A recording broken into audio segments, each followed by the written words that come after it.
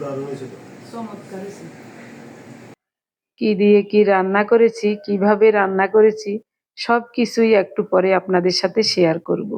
নমস্কার, আমি স্বপ্না। দেশ এবং দেশের বাইরে যে যেখান থেকে ভিডিওটি দেখছেন আপনাদের সবাইকে অনেক অনেক শুভেচ্ছা। স্বপ্নাস ব্লগে সবার আমন্ত্রণ। প্রতিদিনের মতো নতুন একটি পর্ব সাজানোর প্রয়াস করছি। আমাদের ঘরোয়া কাজকর্ম, রান্নাবান্না, খাওয়া দাওয়া এইসব বাস্তব চিত্রগুলি নিয়ে আশা করছি আপনাদের সবার ভালো লাগবে। তাই অনুরোধ রইল পর্বটি প্রথম থেকে শেষ পর্যন্ত দেখুন। আপনি যদি এই প্রথম আমাদের ভিডিওটি দেখে থাকেন, সম্পূর্ণ পর্বটি দেখার পর যদি একটু ভালো লাগে আমার অনুরোধ রইল চ্যানেলটি সাবস্ক্রাইব করে আপনার মূল্যবান মন্তব্যটি লিখে জানাবেন। ফেসবুক থেকে ভিডিওটি দেখে থাকলে পেজটি ফলো, লাইক, শেয়ার করে আপনার মূল্যবান মন্তব্যটি লিখে জানাবেন। যে কোনো গঠনমূলক মন্তব্য করতে পারেন, কোনো সমস্যা নাই। আমি আপনাদের সকল মন্তব্যের উত্তর দেব। 2 রকমের শুটকি নিয়েছি, পলুয়া শুটকি এবং লইট্টা শুটকি। তেলাপিয়া মাছ দিয়ে ঝাল রান্না করব। আমার মা, শাশুড়ি মা তখন তাজা মাছ এবং শুটকি মাছ দিয়ে দারুণ স্বাদে তরকারি রান্না করতেন, খুবই চমৎকার হতো।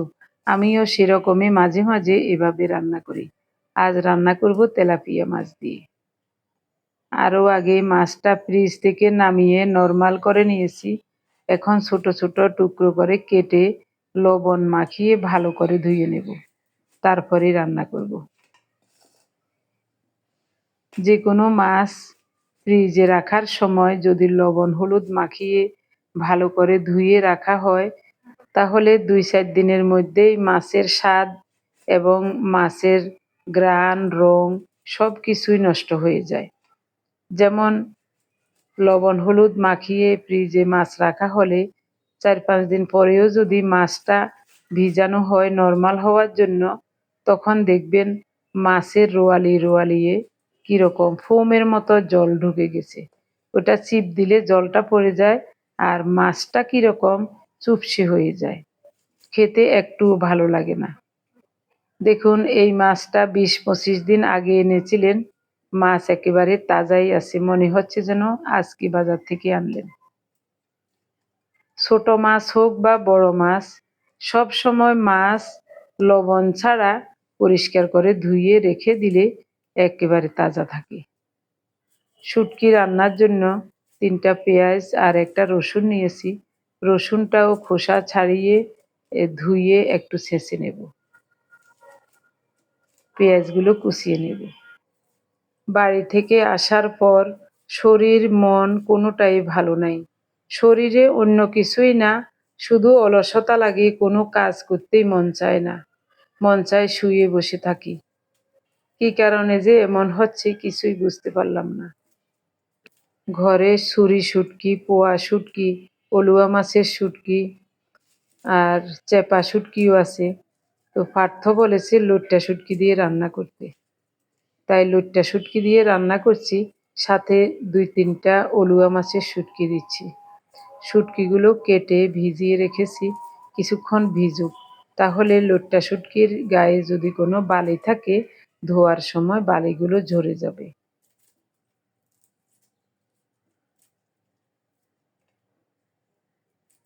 গতকাল ফেসবুক এবং ইউটিউবে একটা ভিডিও আপলোড দেই নাই।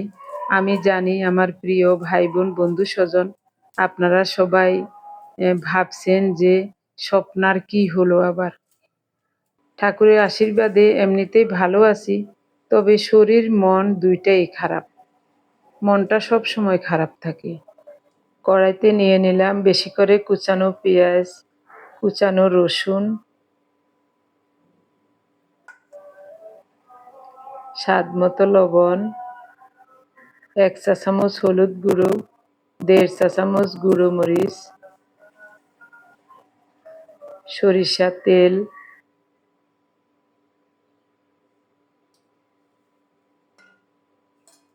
সব মিলিয়ে ভালো করে মাখিয়ে নেব। একেবারে সহজ পদ্ধতিতে শুটকি রান্না করছি। এই রান্নাটি খুবই চমৎকার হয়, আমাদের কাছে অনেক ভালো লাগে।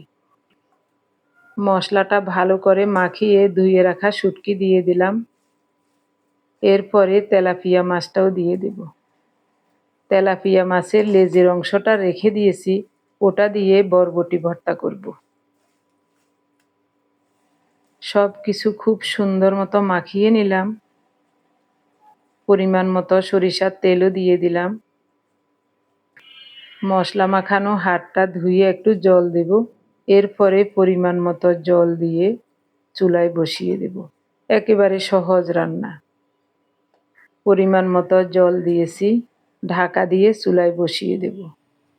অল্প তাপে একটু সময় নিয়ে রান্না করব।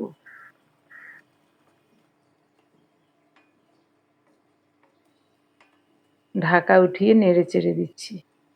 কি যে সুন্দর ঘ্রাণ বের হয়েছে! এটা অবশ্যই আমরা যারা শুটকি খেতে পছন্দ করি, আমাদের কাছে এই ঘ্রাণটা ভালো লাগবে।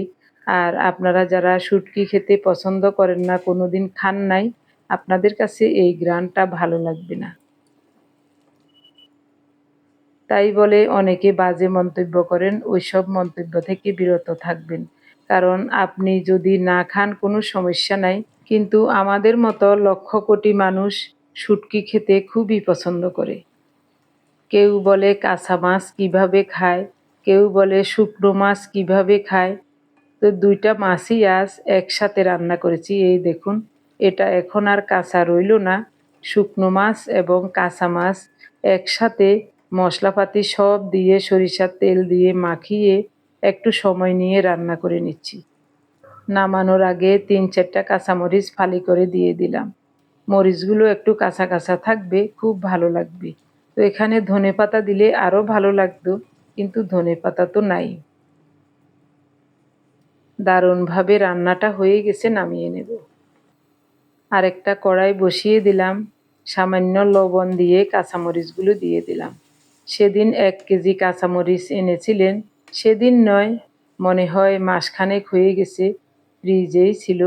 তো কয়েকটা কাঁচামরিচ নষ্ট হয়ে গেছে, ওগুলি ফেলে দিয়েছি। বাকিগুলো পরিষ্কার করে বেছে কুটে ধুয়ে ভাপিয়ে নিচ্ছি। ঠান্ডা হলে ব্লেন্ডার করে ২ ভাগ করে রেখে দেব। একটা রাখবো ডিপ ফ্রিজে, আরেকটা রাখবো নরমাল ফ্রিজে। নরমাল ফ্রিজে যেটা রাখবো এটা ২-১ দিনের মধ্যে খাওয়া হয়ে যাবে। আর বাকিটা ডিপ ফ্রিজে রেখে দেব, প্রয়োজনে নামিয়ে নামিয়ে রান্না করব। সব তরকারিতে তো আর কাঁচামরিচ ফালি করে দেওয়া যায় না। মাছ বা শুটকি রান্না করলে একটু বাটা মরিচ দিলে খেতে ভালো লাগে। অল্প সরিষার তেলে তেলাপিয়া মাছটা ভেজে নেব। মাছে লবণ হলুদ মাখিয়ে নিয়েছি। একেবারে লাল লাল এবং মচমচে করে ভেজে নেব। এটার সাথে বরবটি আর কাঁচামরিচ দিয়ে দারুণ স্বাদে একটা পাটায় বাটা ভর্তা তৈরি করব। কি যে ভালো লাগে এই ধরনের খাবারগুলি খেতে। মাছ খুব সুন্দর মতো ভাজা হয়েছে, এখন কাঁচামরিচ দিয়ে দিলাম। সাথে সাথে বরবটিও দিয়ে দিলাম। মাছটা এখন উঠাবো না, মাছ এভাবে থাক, আরও কিছুক্ষণ ভাজা হোক। স্বাদ মতো লবণ দিয়েছি। নেড়ে চেড়ে বরবটি কাঁচামরিচ একসাথে খুব সুন্দর মতো ভেজে নেব। কিছুক্ষণ ঢাকা দিয়ে রান্না করব, তাহলে বরবটি আর কাঁচামরিচ ভিতর থেকে ভালোভাবে সিদ্ধ হয়ে যাবে। রসুন কুচানো দিয়ে দিলাম। ২ মিনিটের মতো ঢাকা দিয়ে রান্না করেছি। এরপরেই কুচানো পেঁয়াজ দিয়ে দিলাম। আর ঢাকা দেব না, এবার নেড়ে চেড়ে কিছুক্ষণ ভেজে নেব। মাছটা ওভাবেই থাক, মাঝে মাঝে উল্টে দিচ্ছি, ওটা পুড়বে না, কারণ চুলার তাপটা কমই আছে। খুব সুন্দর মতো ভাজা ভাজা হয়ে গেছে। এখন পাটায় মিহি করে বেটে নেব।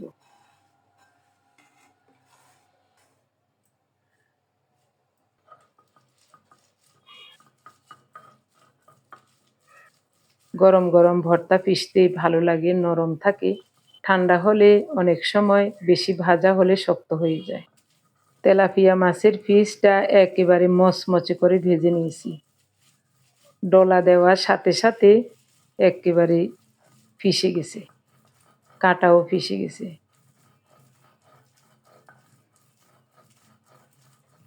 এখানে একটু কালো জিরা দিলেও অন্যরকম একটা স্বাদ লাগতো। আজ কালো জিরা দিলাম না।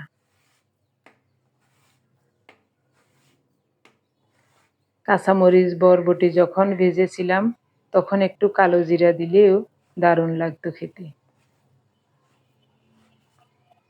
এভাবেই অনেক চমৎকার হবে। খুব সুন্দর মতো বাটা হয়ে গেছে, দারুণ স্বাদের ভর্তা।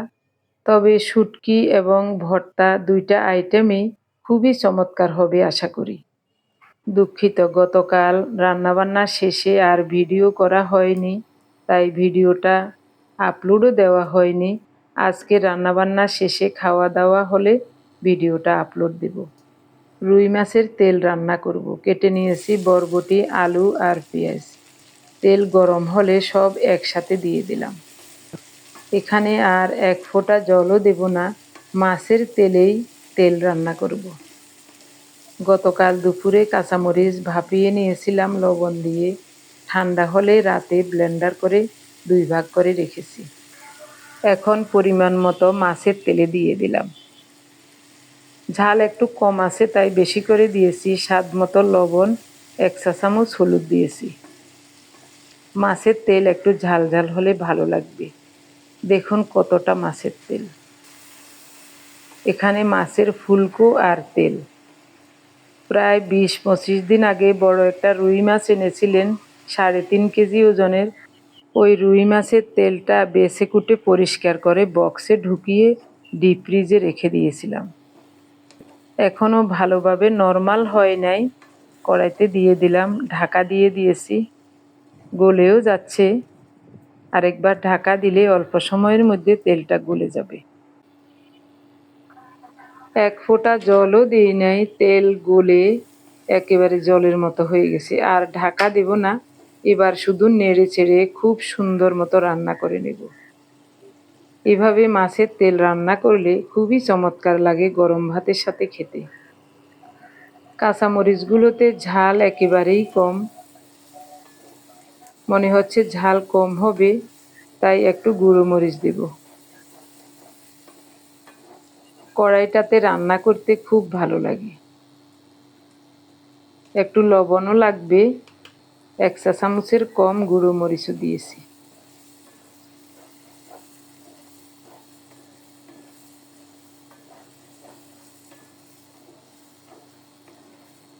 আর শুকাবে না, এটা তো তেল, তাই নামিয়ে নেব। খুব সুন্দর মতো রান্নাটা হয়ে গেছে। দেখতে যে কত ভালো লাগছে, অনেক লোভনীয় হয়েছে।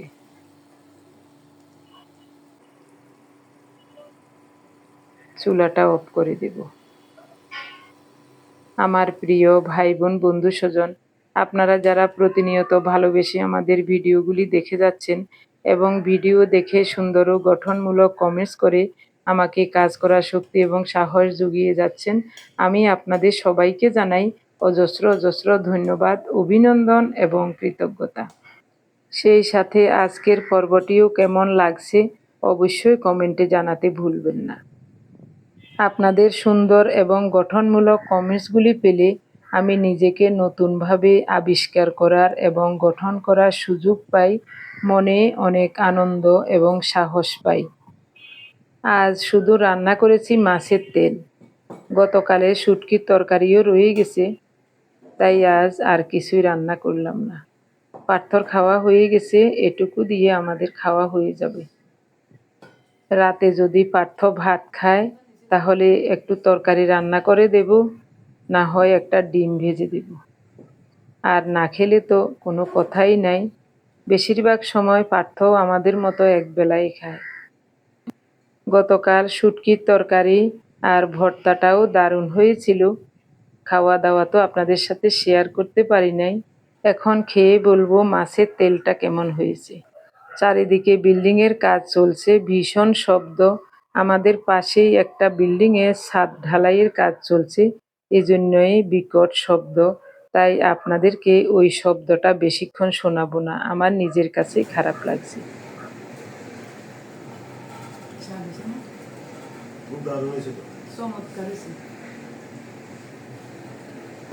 গরম ভাতের সাথে মাছের তেল রান্না খেতে যে কি চমৎকার লাগছে আপনাদেরকে বলে বোঝাতে পারবো না।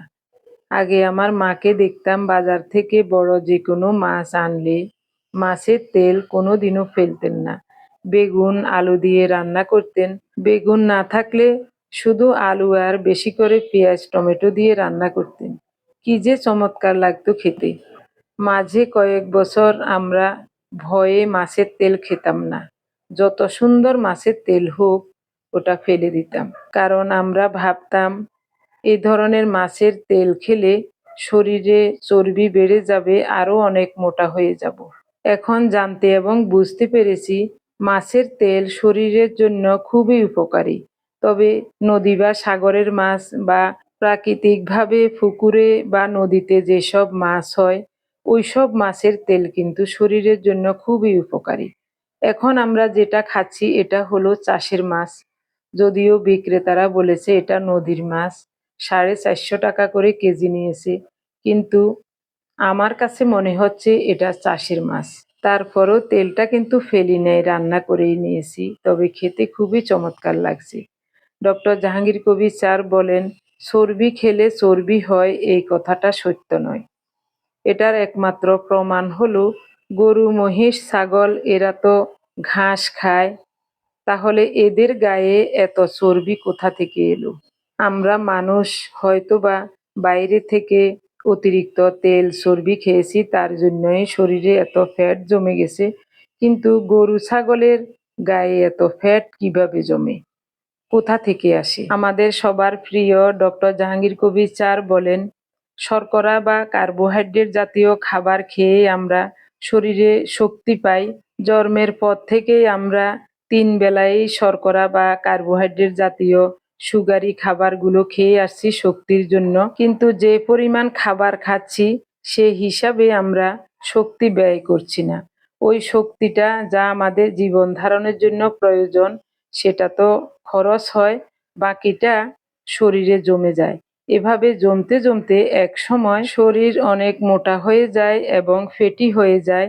দেখতে সুন্দর লাগে বাইরে থেকে, কিন্তু ভিতরে আমাদের অনেক রোগে বাসা বাঁধে। এজন্যই ডক্টর জাহাঙ্গীর কবির স্যারের মতাদর্শে ওনার লাইফস্টাইল ফলো করে বুঝে শুনে আমরা এক বেলাই ভাত খাই এবং এই খাবারের শক্তিটা কাজের মধ্য দিয়ে বার্ন করার চেষ্টা করি।